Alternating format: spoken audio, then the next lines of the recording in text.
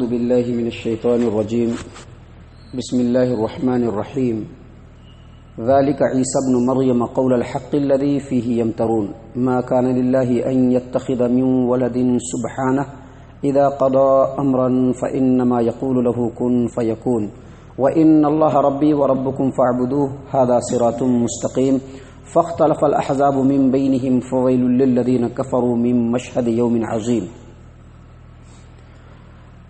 محترم سامعین کرام، سورہ مریم ہے یہ، اور ابھی اسی صورت سے آپ کے سامنے آیت نمبر 34 سے لے کر کے آیت نمبر 37 تک یہ چند آیات تلاوت کی گئیں۔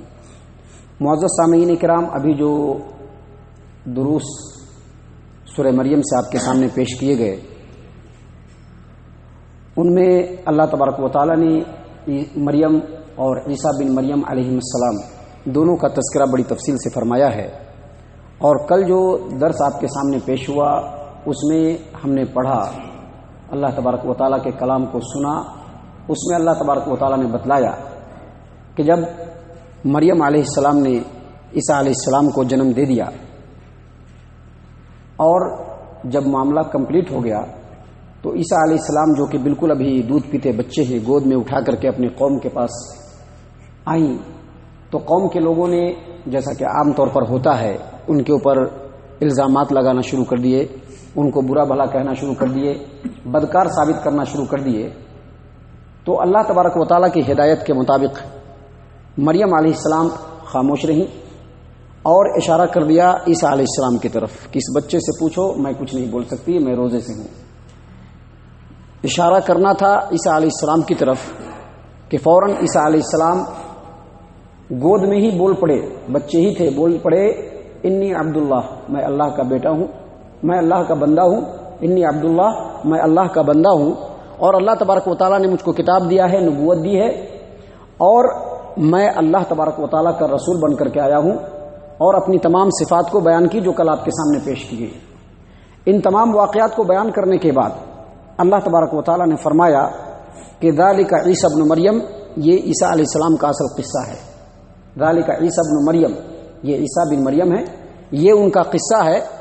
اور اس کے بعد اللہ تبارک و تعالیٰ فرماتے ہیں قول الحق الذی فیہ یمترون، اور یہی سچی بات ہے جس میں لوگ شک کر رہے ہیں، لوگ اختلاف کر رہے ہیں، لوگ جھگڑے کر رہے ہیں، اپنے اپنے فرقے بنا رہے ہیں، اپنے اپنے گروہ بنا رہے ہیں۔ یعنی اوپر جو باتیں بیان ہوئی عیسیٰ علیہ السلام کے تعلق سے دراصل وہی حق ہے، لیکن اس حق کے واضح ہونے کے بعد بھی جب عیسیٰ علیہ السلام پیدا ہوئے اور پیدا ہو کر کے یہودیوں کے درمیان آئے تو یہودیوں نے ان کی والدہ کے اوپر الزام لگایا، عیسیٰ علیہ السلام کے اوپر الزام لگایا اور کہا کہ یہ ولد الزنا ہے، یعنی بدکاری سے پیدا ہوئے بچے ہیں۔ اور پھر اس کے اوپر انہوں نے دلائل پیش کیے۔ اس کے ٹھیک مقابلے میں جن کے درمیان عیسیٰ علیہ السلام آئے اور جو ان کے ماننے والے ہیں، جو ان کے ماننے کا دعویٰ کرتے ہیں، انہوں نے بھی اس درمیان اختلاف کیا، اور بہت سارے عیسائیوں نے کہہ دیا کہ یہ جو عیسیٰ ہیں دراصل یہی اللہ ہے، اللہ تبارک و تعالیٰ ہی اتر کے چلا آیا۔ اور بہت سارے عیسائیوں نے یہ کہہ دیا کہ یہ جو عیسیٰ ہیں یہ دراصل اللہ کے بیٹا ہے، ابن اللہ ہے، اور اس پر بھی انہوں نے دلائل پیش کیے۔ اللہ تبارک و تعالیٰ نے کہا کہ یہ جو فرقے ہیں یہ افراط و تفرید کے شکار ہیں، یہ غلو فی الدین کے شکار ہیں۔ اصل حق وہی ہے کہ عیسیٰ علیہ السلام اللہ تبارک و تعالیٰ کے بندے ہیں، رسول ہیں، اور مریم کے ذریعے سے اللہ تبارک و تعالیٰ نے معجزے کے طور پر عیسیٰ علیہ السلام کو پیدا کیا۔ لیکن افسوس کی بات ہے کہ ان تمام وضاحتوں کے باوجود مسلمانوں میں بھی ایک ایسا فرقہ پیدا ہوا جنہوں نے معجزات کا انکار کیا، اور انہوں نے بالکل کھلم کھلا کہا کہ عیسیٰ علیہ السلام جو ہے معجزے سے نہیں بلکہ جس طرح سے عام انسان پیدا ہوتے ہیں ویسے پیدا ہوئے، اور قرآن کریم کے بیانات کے باوجود انہوں نے قرآن کریم کی مخالفت میں قرآن کریم کے معنی میں ہی تحریف کر دی۔ اللہ تبارک و تعالیٰ نے قرآن کریم میں کئی جگہ پر یہ بات فرما دیا ہے کہ جو لوگ عیسیٰ علیہ السلام کے بارے میں، اللہ تبارک و تعالیٰ کے دین کے بارے میں، اللہ کی توحید کے بارے میں اور اللہ تبارک و تعالیٰ کے کلام کے بارے میں اختلاف کرتے ہیں، ان تمام کا فیصلہ اللہ تبارک و تعالیٰ قیامت کے دن کر دے گا، اور حق بالکل واضح ہو کر کے رہ جائے گا۔ اللہ تبارک و تعالیٰ نے اسی بات کی طرف یہاں پر اشارہ فرماتے ہوئے کہا ذالک عیسیٰ ابن مریم، یہ عیسیٰ بن مریم کا واقعہ ہے، قول الحق، یہی حق بات ہے جس میں لوگ شک کر رہے ہیں، اختلاف کر رہے ہیں، جھگڑا تکرار کر رہے ہیں۔ اور اس کے بعد مزید اللہ تبارک و تعالیٰ نے عیسائیوں کو مشرکوں کو اور تمام لوگوں کو نصیحت کرتے ہوئے اور ان کے سامنے حق کی وضاحت کرتے ہوئے فرمایا ما کان للہ ان یتخذ من ولد سبحانہ اذا قضى امرا فانما یقول له کن فیکون. اللہ تبارک و تعالیٰ کے شایان نشان نہیں کہ وہ اپنا بیٹا بنائے، اور اللہ اس سے بالکل پاک ہے. اللہ کو جب کچھ کرنا ہوتا ہے تو صرف کن کہہ دیتا ہے کہ ہو جا، وہ ہو جاتا ہے. یعنی جب عیسیٰ علیہ السلام پیدا ہوئے اس سے پہلے بھی کائنات چل رہا تھا، کائنات کے کارخانے چل رہے تھے. پھر اللہ کو بیٹا بنانے کی کیا ضرورت؟ بیٹا کیوں بناتا ہے؟ تاکہ ہمارا وارث ہو، بڑھاپے میں ہمارا سہارا بنے. جن کو اللہ نے بیٹا نہیں دیا ہے وہ بھی جو ہے گود لے کر کے اپنا بیٹا بنا لیتے ہیں، کیونکہ وہ کمزور انسان ہے.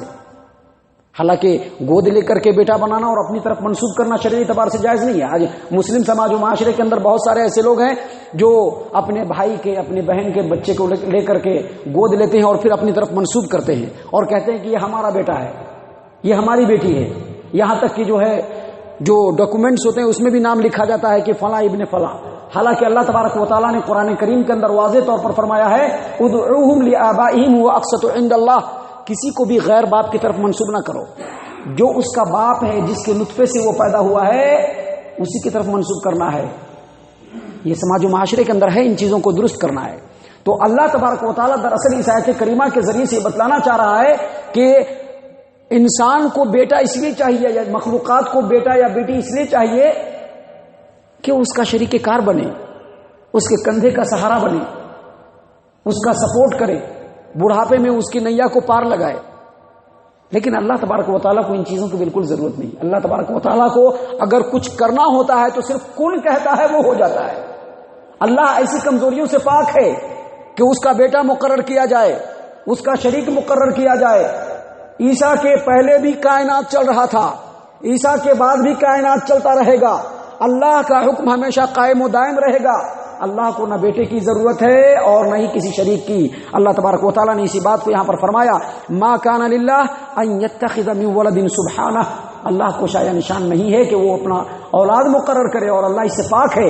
اذا قضى امرا فانما يقول له كن فيكون. اور جب اللہ کو کچھ کرنا ہوتا ہے تو اللہ کہہ دیتا ہے کہ ہو جا تو ہو جاتا ہے.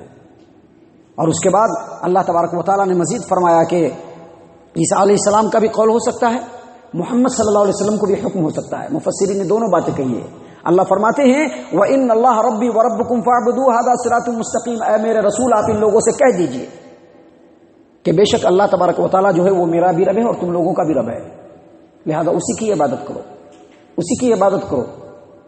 هَذَا صِرَاطٌ مُسْتَقِيم، یہی سب سے سیدھا راستہ ہے. اور پھر کیا کہا فَاخْتَلَفَ الْأَحْزَابُ مِنْ بَيْنِهِمْ. ان تمام باتوں کی وضاحت کے باوجود فرقوں نے، گروہوں نے، گروپوں نے ایک دوسرے سے اختلاف کیا. اور اللہ تبارک و تعالیٰ مزید فرماتے ہیں کہ ان لوگوں کے لیے فویل للذین کفروا من مشہد یوم عظیم، جو آخرت کے بڑے دن کے حاضری کا انکار کرتے ہیں، ان کے لیے تباہی ہے اور بربادی ہے. مطلب یہ کہ اصل سیدھا راستہ وہی ہے کہ اللہ تبارک و تعالیٰ تمام کائنات کا رب ہے، اللہ تبارک و تعالیٰ تمام کائنات کا مالک ہے. اور اے محمد صلی اللہ علیہ وسلم یا اے عیسیٰ علیہ السلام آپ لوگوں کو کہہ دیجئے کہ وہ تمہارا بھی رب ہے، میرا بھی رب ہے، لہذا اسی کی عبادت کرو. عبادت کرو کیا مطلب؟ یہاں پر میں پھر وہی بات دہراؤں گا جو میں نے کل جمعہ میں دہرایا تھا کہ یہ جو نماز پڑھنا ہے، تسبیحات گننا ہے، یہ تو عبادت کا ایک جز ہے. عبادت تو یہ ہے کہ انسان کی زندگی رب کے فرمان کے سانچے میں ڈھلے. اگر اس درمیان میں کوئی بندہ اپنے نفس کو سامنے لاتا ہے، وہ نفس کا غلام ہے، نفس کو وہ رب کے حق میں شریک کر رہا ہے. فاعبدوہ کا مطلب یہ ہے کہ اپنی زندگی کو رب کے فرمان کے سانچے میں ڈالنا ہے. اللہ نے قرآن کریم کے اندر فرمایا یا عبادی الذین آمنوا ان ارضی واسعۃ فایای فاعبدون. اے میرے بندو، میری زمین بڑی کشادہ ہے، میری زمین جو ہے بڑی کشادہ ہے، تمہیں صرف میری ہی عبادت کرنی چاہیے. کیا مطلب؟ مطلب یہ کہ روزی روٹی کے لیے گھبراؤ مت. ہماری زمین بڑی کشادہ ہے اور مخلوقات میں سے ہر ایک کے لیے ہم نے روزی روٹی مقرر کر دیا ہے، اس کو ہر حال میں ملے گا. لہذا تم اپنی زندگی میں کوئی بھی ایسا قدم نہ اٹھاؤ جو ہمارے فرمان کے خلاف ہو. فاعبدون کا یہی مطلب ہے۔ تو اللہ تبارک و تعالیٰ نے یہاں پر کہا کہ آپ لوگوں سے کہیے کہ میرا رب اور تم لوگوں کا رب اللہ ہے، لہذا اس کی ہی عبادت کرو، اسی کی فرما برداری کرو۔ یہ اللہ کے حق کے واضح ہو جانے کے باوجود طرح طرح کے اختلافات کو سامنے لا کر کے اور ان اختلافات کی بنیاد پر فرقوں کو بنا کر کے جو لوگ اس طرح کی حرکت کرتے ہیں، اللہ ان تمام کو بالکل وارننگ دیتے ہوئے کہہ رہا ہے کہ فوائل للذین کفروا من مشہد یوم عظیم، وہ لوگ جو عظیم دن میں حاضر ہونے کا انکار کرتے ہیں، قیامت کے دن کا انکار کرتے ہیں، ایسے تمام لوگوں کے لیے تباہی اور بربادی ہے۔ اللہ تبارک و تعالی ہم تمام کو ان آیات کی روشنی میں اپنی زندگی کے اندر جو معاملات ہیں اس کو سنبھالنے کی توفیق عنایت فرمائے۔ ہم تمام کو اللہ تبارک و تعالی نیک توفیق عنایت فرمائے۔ اللہ تبارک و تعالی کا بندہ بنا کر کے اللہ تبارک و تعالی اس دنیا میں رکھے، اللہ کی بندگی کرنے کی توفیق عنایت فرمائے، نبی اکرم صلی اللہ علیہ وسلم کی سنتوں کی پیروی کرنے والا بنائے، مومنین کے سب میں شامل فرمائے، جنت الفردوس میں جگہ عطا فرمائے۔ اے اللہ ہم تمام کو جہنم سے پناہ دے، اے رب العالمین ہم تمام کو جہنم سے پناہ دے، اے مالک الملک ہم تمام کو جہنم سے پناہ دے، آمین یا رب العالمین۔ وما علینا الا البلاغ المبین۔